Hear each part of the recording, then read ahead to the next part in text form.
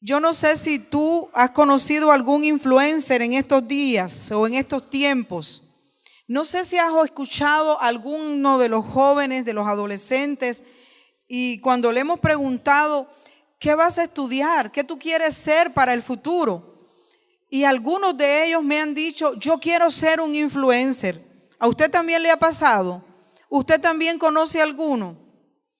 Pues mire, hay muchísimos. En la situación, lo más importante no es ser un influencer, sino un influencer ¿de qué? Porque ahora usted, si necesita aprender a hacer una tortita de huevo, usted busca en el YouTube y usted mira muchas maneras de hacer la tortita de huevo. Si una muchacha quiere aprender a pintarse las cejas, que las cejas aquí, arriba de los ojos, ¿qué hacemos? Buscamos un tutorial también y aparece.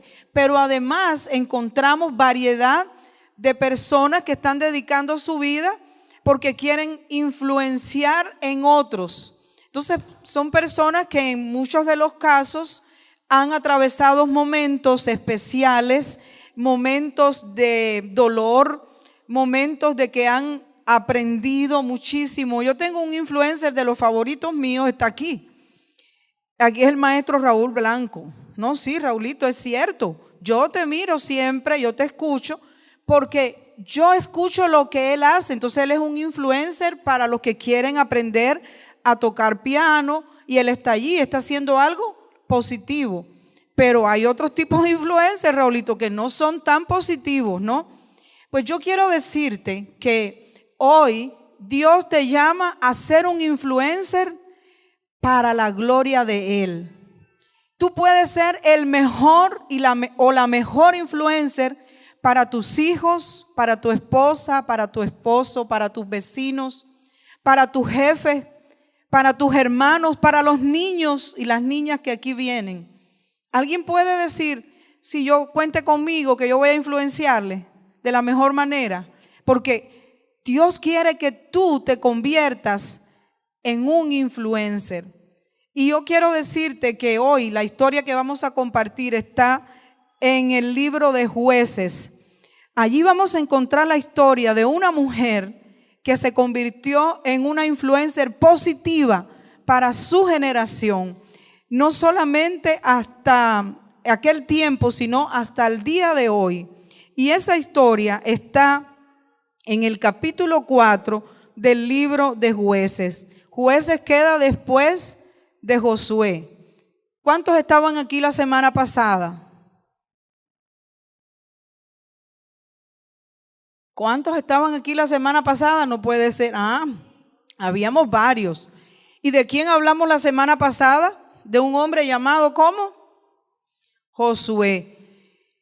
Igual que el libro de Josué comenzó cuando se estaba narrando la muerte del líder anterior, que era Moisés, todo el libro de Josué nos narran parte de las batallas que él tuvo que liderar como aquel hombre que Dios levantó para guiar a su pueblo a entrar a la tierra prometida.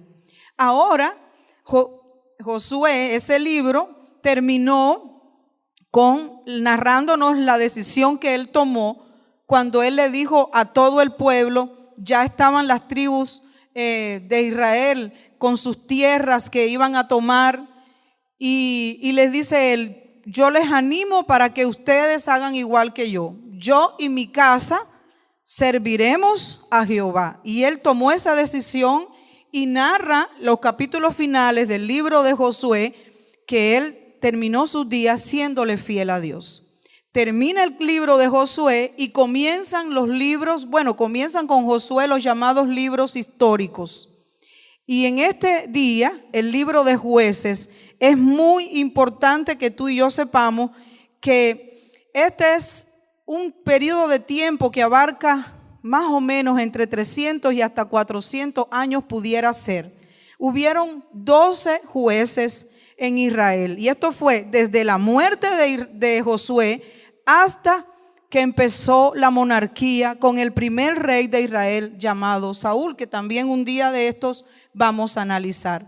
Entre esos 12 jueces encontramos a Débora, encontramos a Jefté, encontramos a Sansón, que son tal vez los más conocidos, pero todos ellos jugaron un papel muy importante para aquella nación, aquel pueblo que apenas estaba entrando a tomar posesión, el lugar grande que Dios les había dado para que ellos vivieran.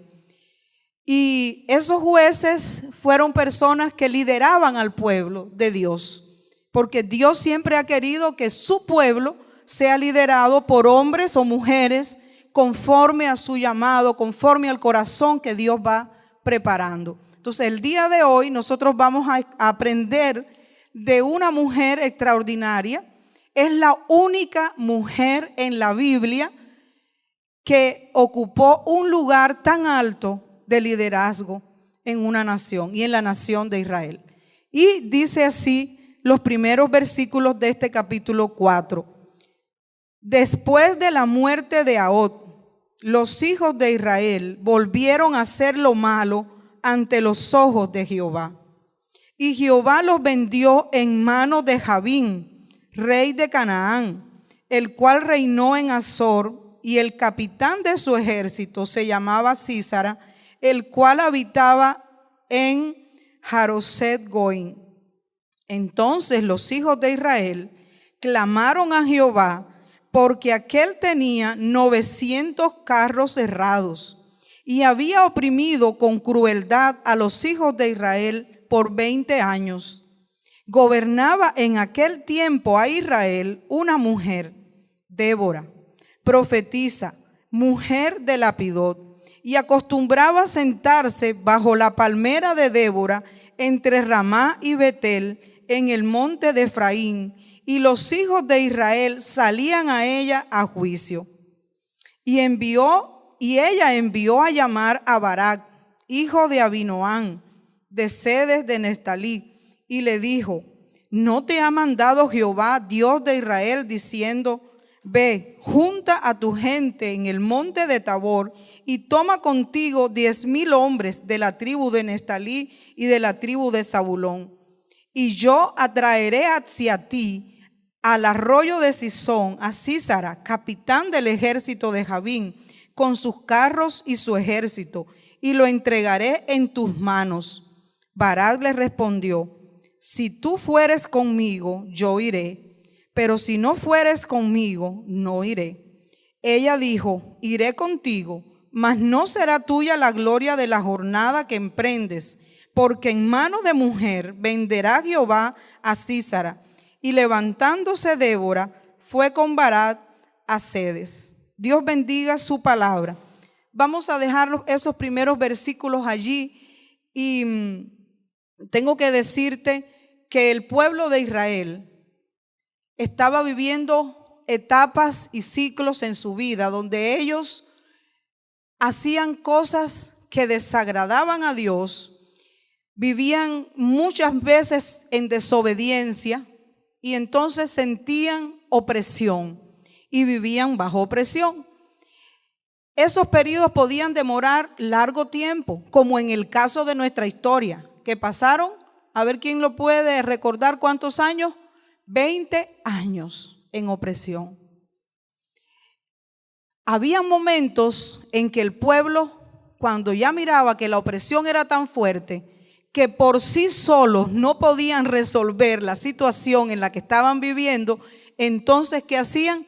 Clamaban a Dios. Y Dios siempre ha escuchado a su pueblo. Cuando claman los justos, Jehová los oye.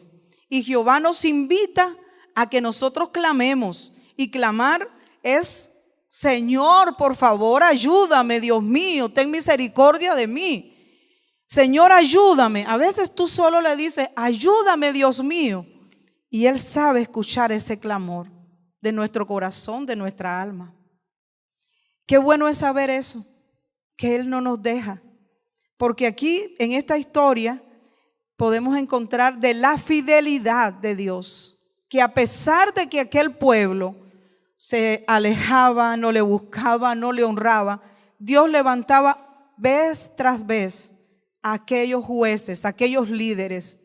Y nos comienza diciendo el versículo 1: después de la muerte de Ahod, aquel hombre el juez anterior que Dios había usado y bendecido en gran manera.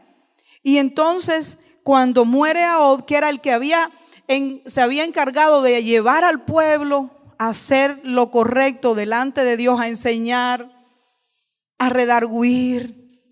Usted y yo, mi hermano y mi hermana, no nos cansemos de enseñar a hacer el bien. Miren, a veces es preferible llamarle la atención a un niño o una niña. En repetidas ocasiones usted le ha tenido que enseñar a sus hijos, si usted es mamá o es papá. ¿Cuántas veces le ha tenido que decir, diga por favor, diga gracias, no me diga de esta manera? ¿No? Y si es abuela, también, a las abuelas también le toca de alguna manera, ¿no? O abuelo. Entonces, cuando queremos que algo se aprenda, ¿qué hacemos nosotros? Estamos repitiendo, estamos sembrando, estamos creyendo que esa enseñanza, esa palabra va a dar resultado. ¿Y qué pasó cuando muere Og? Dice que el pueblo, los hijos de Israel, eran hijos de Dios, el pueblo, los hijos de Israel, volvieron a hacer lo malo. ¿Ante los ojos de quién? Del pueblo, sí. Pero ¿quién es el que mira todo lo que tú y yo hacemos, incluso lo que pensamos? Ante los ojos de Dios. A veces el pueblo hace, todos mienten. Y porque todos mientan, no significa que Dios no está mirando, que yo voy a también, si quiero decir una mentira. Yo no tengo una justificación para, si todos hacen lo malo, yo también voy a correr a hacer lo malo. No.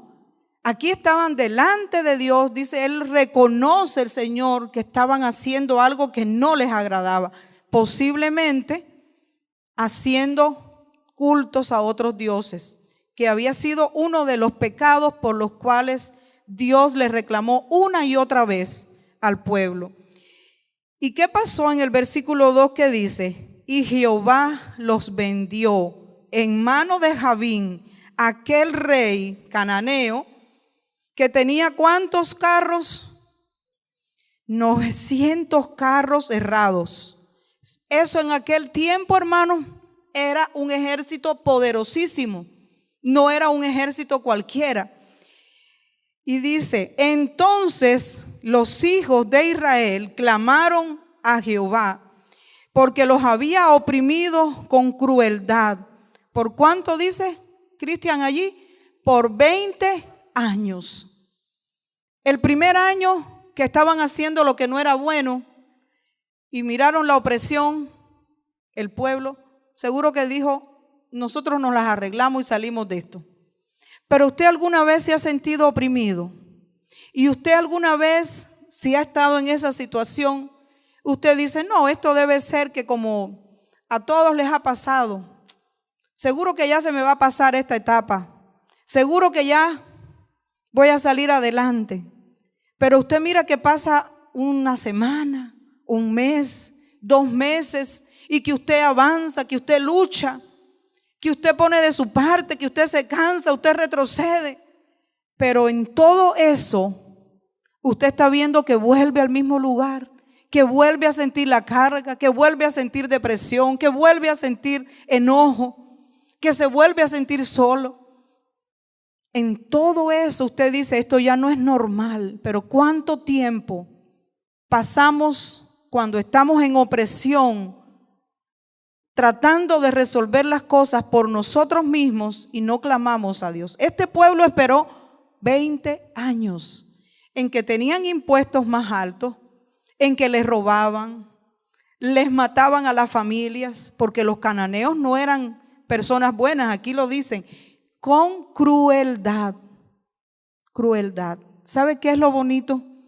Que aunque habían pasado 20 años y ellos al parecer no habían clamado a Dios, cuando tú y yo nos desviamos de Dios, los que somos sus hijos, los que somos su pueblo, usted tenga por seguro que Dios va a llamar nuestra atención de una u otra manera. ¿Para qué? Nos va a poner en una situación donde no encontremos salida, para que digamos, Señor, de estas deudas solo tú me puedes ayudar.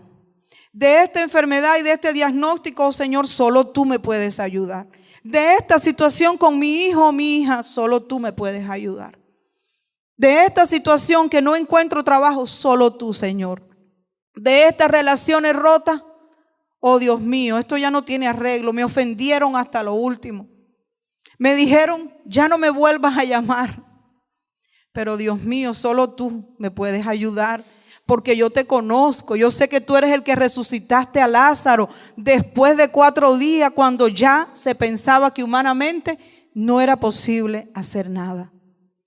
Qué bonito que este pueblo, a pesar de que habían estado oprimidos por 20 años, se acordó de que el mismo Dios que le había permitido pasar en la opresión era un Dios misericordioso. Porque sabe, cuando usted ha experimentado la disciplina de Dios, Dios no nos deja sin salida. Yo lo he experimentado también. Dios nos disciplina, nos corrige, pero no nos deja allí tirados. Él hace que nosotros le busquemos, que nosotros volvamos el rostro a Él y ahí clamemos, Señor, ayúdame. Sé que no debí pasar por ese camino, sé que no debí prometer, déjame, Señor, levantarme, levántame tú. Yo no sé si a ti te ha pasado, pero cuando tú te vuelves a Dios con un corazón contrito, con un corazón humillado, no es posible que Dios te rechace. Eso no es posible. Ese no es el Dios que aparece en la Biblia. Ese no es el Dios que tú y yo adoramos.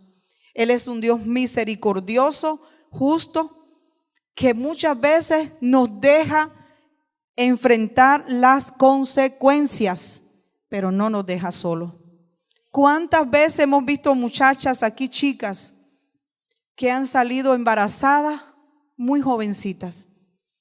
Pasan consecuencias difíciles, no pueden continuar la escuela en el mismo año, pasan situaciones complicadísimas, pero ¿sabe qué hacemos nosotros?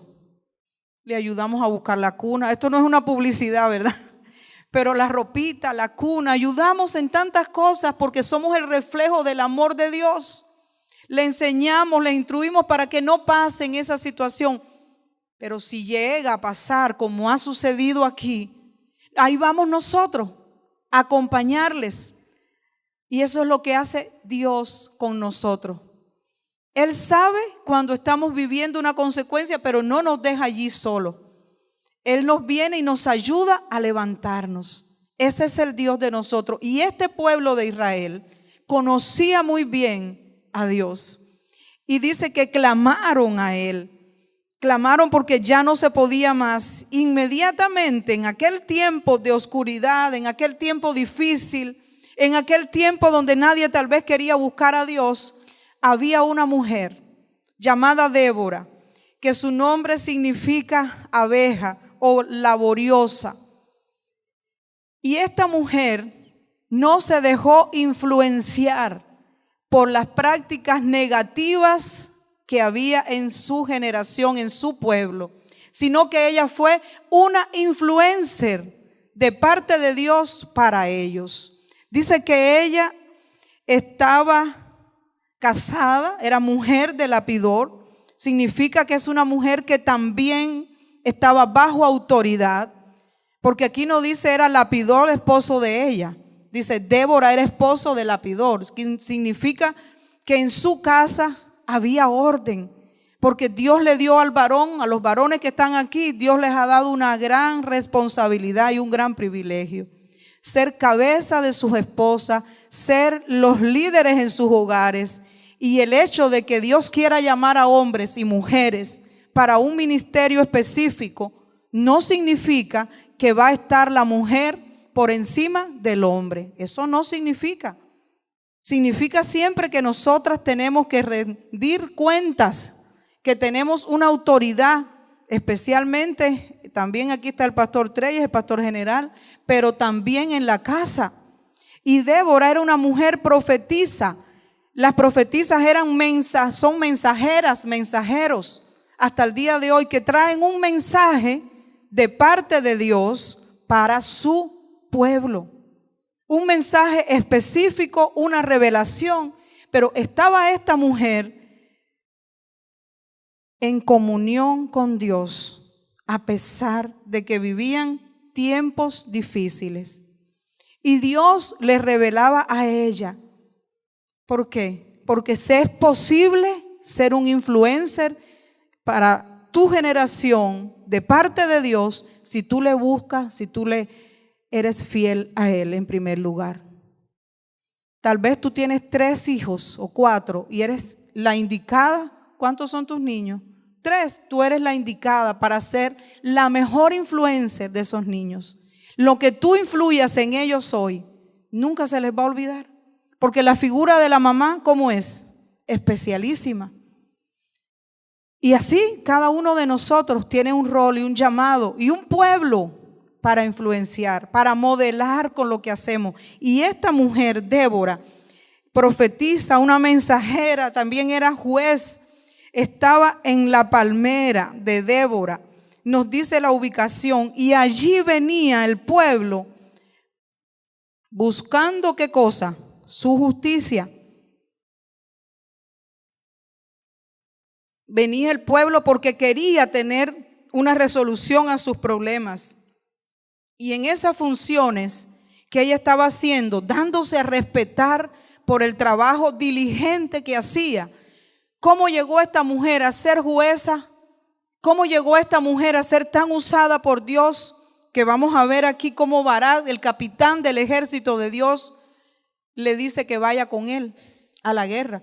¿Usted cree que si ella no hubiera estado haciendo su ejercicio de jueza bien hecho, diligentemente, si no hubiera dado un mensaje de parte de Dios, aquel hombre, el capitán del ejército, le hubiera dicho, vamos conmigo?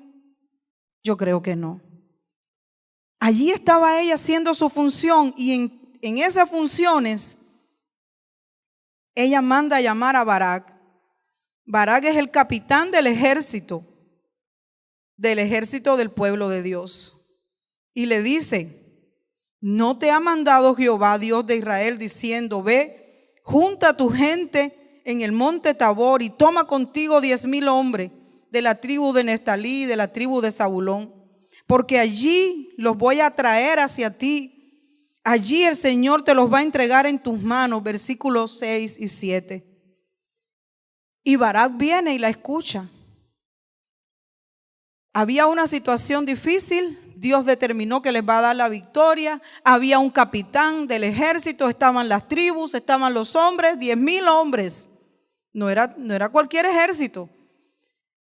Y aquel hombre llamado Barak le dice, si tú vas conmigo, yo voy a ir, pero si tú no vas conmigo, no iré. Y me gusta el liderazgo de ella porque dice el versículo 9, yo iré contigo. Ella no se quedó acomodada allí nada más en lo que ella estaba haciendo. Tenía mucho valor lo que ella estaba haciendo. Pero cuando viene aquel hombre que está en autoridad ante todos los soldados y le dice, vamos conmigo, porque ella también, ¿qué representaba? La presencia de Dios.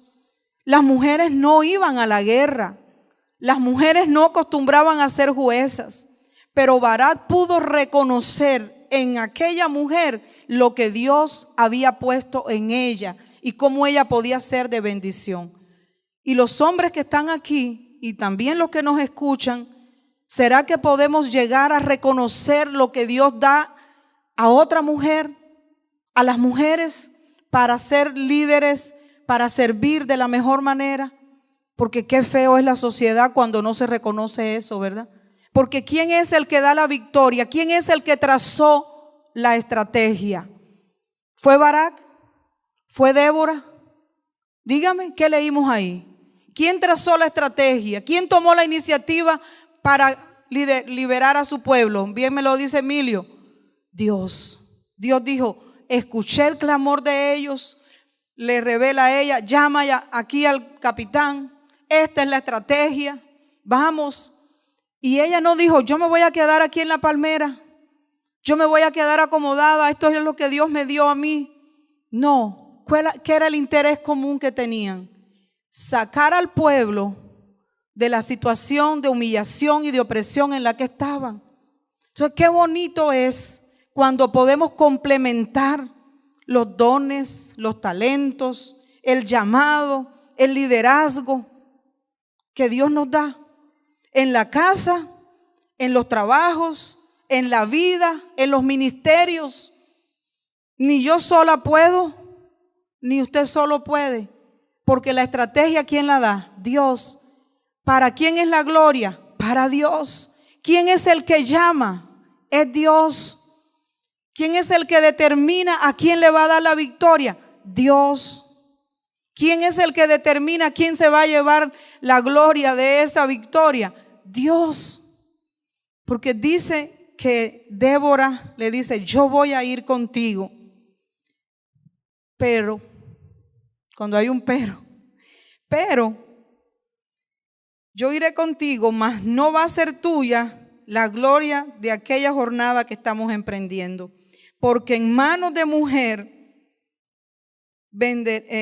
será que va a ser entregado Sísara. Y así mismo fue. Cuando usted sigue leyendo todo lo que falta de este capítulo, usted se va a encontrar que aquel día Barak, su ejército de 10,000 hombres, que no sabemos por qué él tal vez se había detenido un poquito y quiso que Débora fuera con él, pero aquel ejército derrotó a los cananeos. Y el capitán del ejército cananeo, llamado Sísara, salió huyendo. ¿Y qué pasó? Se fue a refugiar en casa de una mujer extranjera llamada Jael. Y aquella mujer, cuando ve que el enemigo viene a su casa, que posiblemente ese día cuando ella se levantó haciendo sus quehaceres no había ni salido de su casa, no tenía nada que ver con el ejército cananeo, no era enemiga de los israelitas, pero seguramente que conocía la fama de aquel hombre cruel llamado Sísara. Aquella mujer sumamente inteligente, que aparece su nombre aquí igual que el de Débora, que usted muchas veces no va a encontrar los nombres de las mujeres y también de algunos hombres en la Biblia, pero aparece su nombre y dice Jael.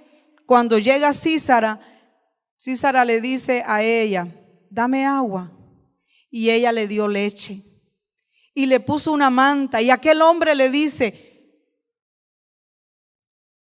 no digas que yo estoy aquí si vienen a preguntar, aquí no ha llegado nadie. Como muchas veces miramos situaciones en que quieren que las personas que son usadas, oprimidas, miren, guarden silencio. Y ella inteligentemente, la historia tiene un desenlace fuerte, porque yo no sé si ella habrá ido alguna vez a ser entrenada para la guerra. Eso no me lo dice el texto. Jael le puso la manta, aquel hombre venía sumamente cansado, venía de una batalla difícil. Lo mató con una estaca en su sien. Cuando vinieron a preguntar, ella entregó al hombre ya, aquel capitán del ejército cruel, los enemigos de Israel, lo entregó muerto. Y a ella es que se le da la gloria. Por eso es que después en el capítulo 5 usted mira el cántico de Débora. Qué rápido se cumplió la profecía que Dios le dio a Débora.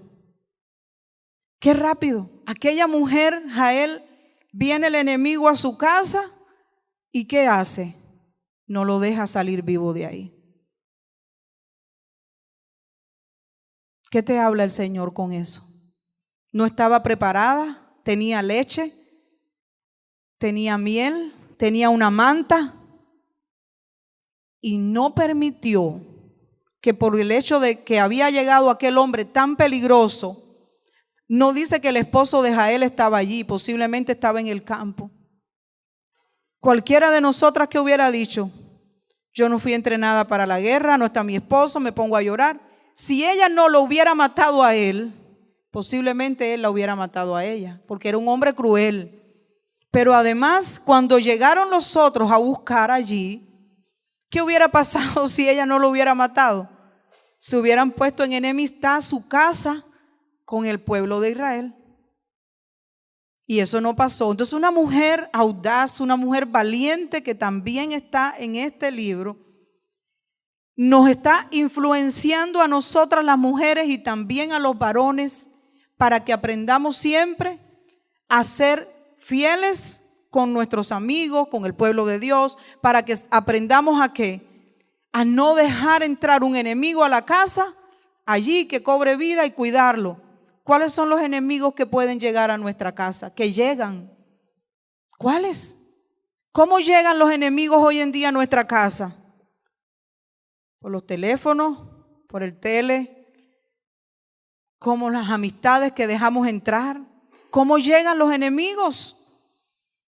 Cuando en la casa se toma todo el dinero del pago y se termina todo en una cantina. ¿Eso es un enemigo para la familia o no? Cuando llega la ira a la casa, ¿qué vamos a hacer con ella? Podemos causar una desgracia si no aprendemos a manejar eso.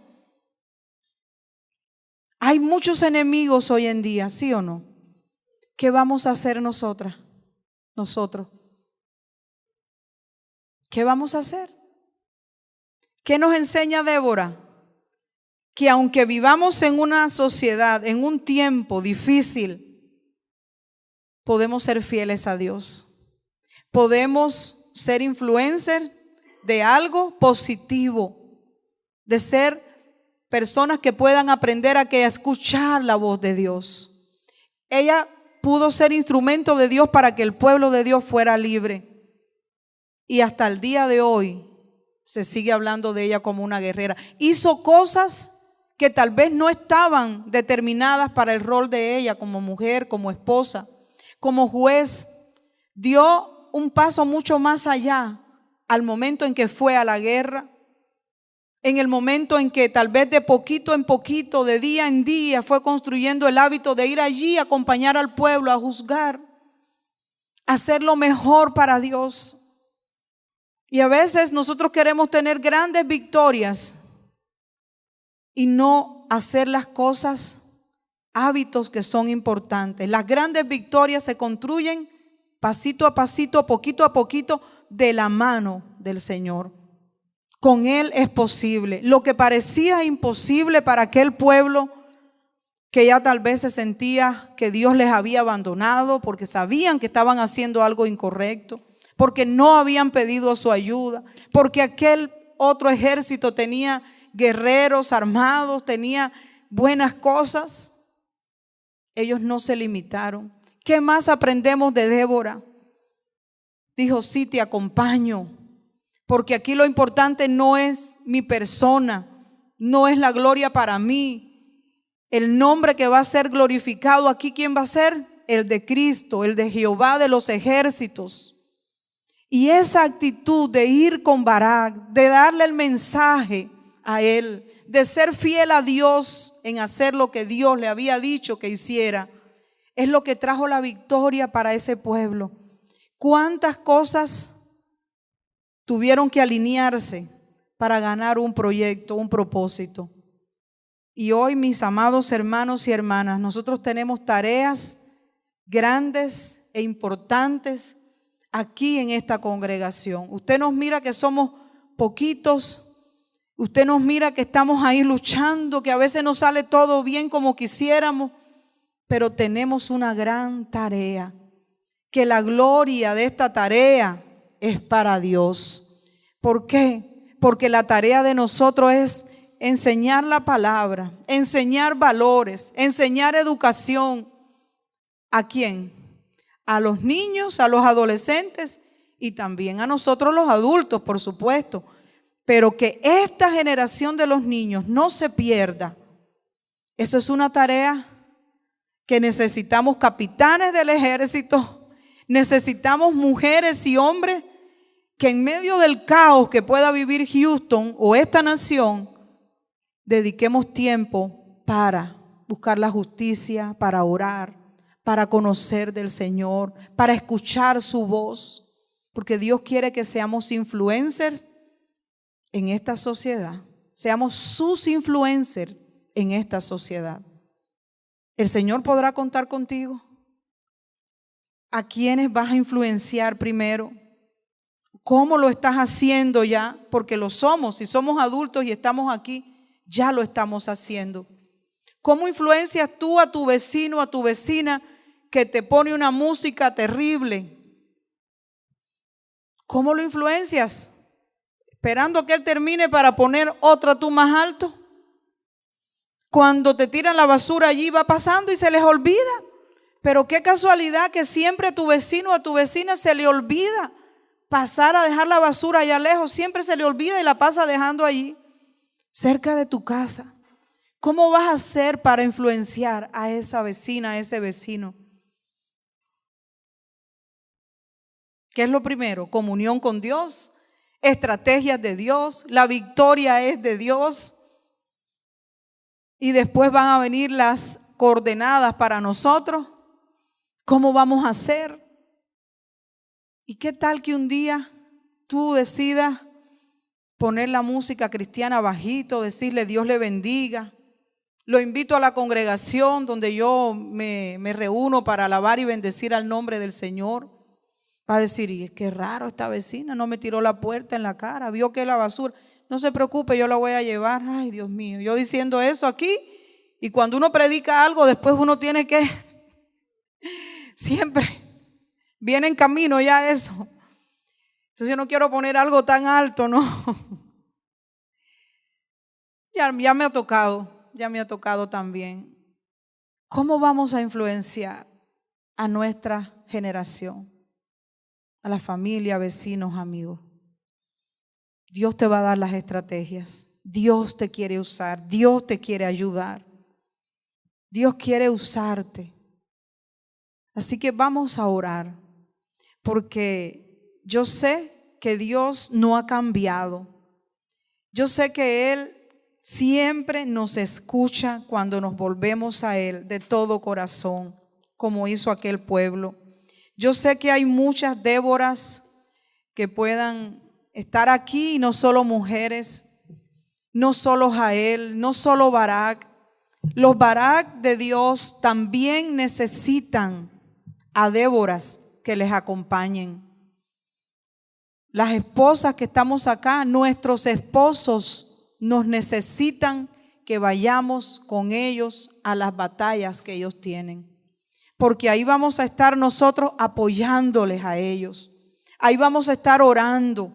Ahí vamos a estar diciéndoles, Dios está contigo. Esta situación no va a ser para siempre.